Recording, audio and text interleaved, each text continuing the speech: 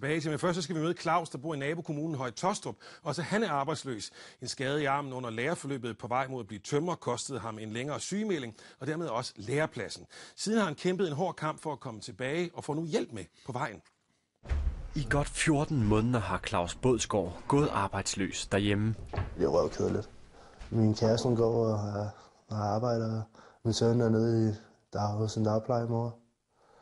Og jeg bor hjemme, når jeg har formiddagen for 7:30 om morgenen til 3 om eftermiddagen. Jeg er hjemme for mig selv.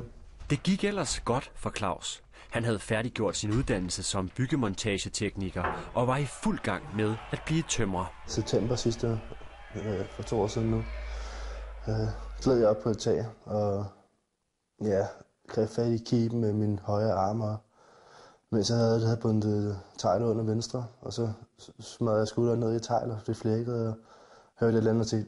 Musklen i skulderen havde sluppet knoglen, og højre arm har været fuldstændig ubrugelig i over et år.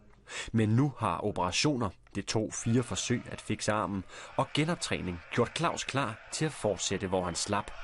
Eneste problem er, at han ikke kan få en læreplads. Jamen, jeg savner mit håndværk og gå ud og arbejde, få en læreplads som tømrer, arbejde som tømrer. At vide, jamen, jeg kan sætte den der i for at få Hansen, og så også vide, at jeg har knoklet for en penge, jeg har tjent mine egne penge, og jeg kan tage min søn med i Tivoli til sommer eller andet.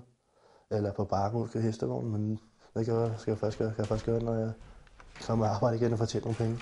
Claus har virkelig forsøgt at finde noget, men hver gang han søger, er svaret det samme. Nej tak. Så nu er han blevet tilknyttet den frivillige mentorordning erhvervsmentor.dk, hvor dem på den anden side af bordet, nemlig tømmermestrene, direktørerne, lederne, guider unge arbejdsløse igennem det at opnå et job, en uddannelse eller en læreplads.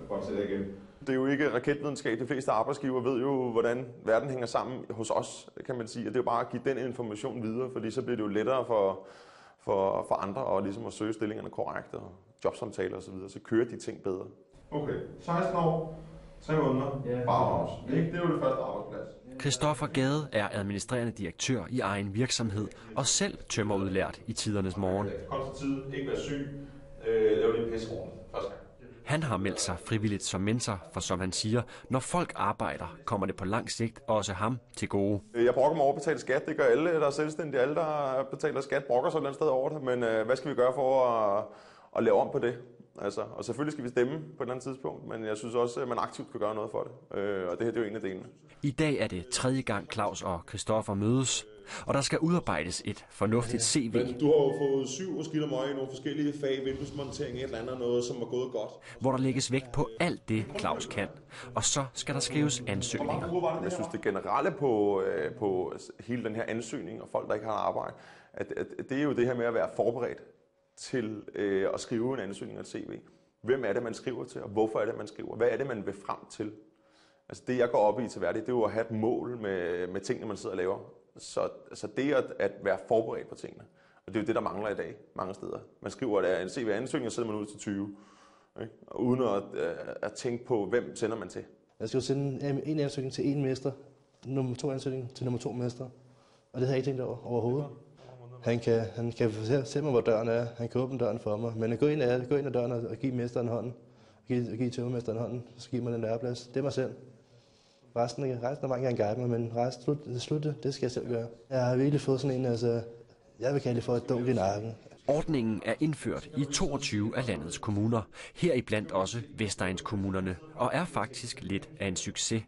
Ifølge en intern undersøgelse kommer 71% af de ledige med en mentor videre i praktik, job eller uddannelse, og en ekstern undersøgelse lavet af LG Insight viser, at 9 ud af 10 fortsat er i gang et år senere. Altså, vi sidder her kun med et formål, og det er at få en tømmerlæreplads.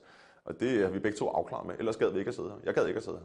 Hvis Claus ikke troede på det, så ville jeg heller ikke tro på det, så gad jeg ikke at bruge tid på det. Sidste punkt på dagsordenen er at få skiftet Claus' hættetrøje og hængerøv ud med noget mere præsentabelt. Det er også en klassiske, sikre valg, ikke? Vi skal også have på bukser. Vi skal også have på bukser i dag. Det foregår i det lokale center, og forandringen er til at få øje på. Jeg er 130% klar. Altså, jeg vil til at skal nok blive. Eneste spørgsmål er bare, hvornår. Jeg kan godt se nu, når du sidder det til samtalen, det ser helt anderledes ud. Ja, må det ikke. Man kan se, Claus her, nu er det fra en nabokommune, men han er på den her mentorordning, og han får nogle råd, der kan virke sådan helt åbenlyse for måske for andre, men hvor effektivt er sådan noget?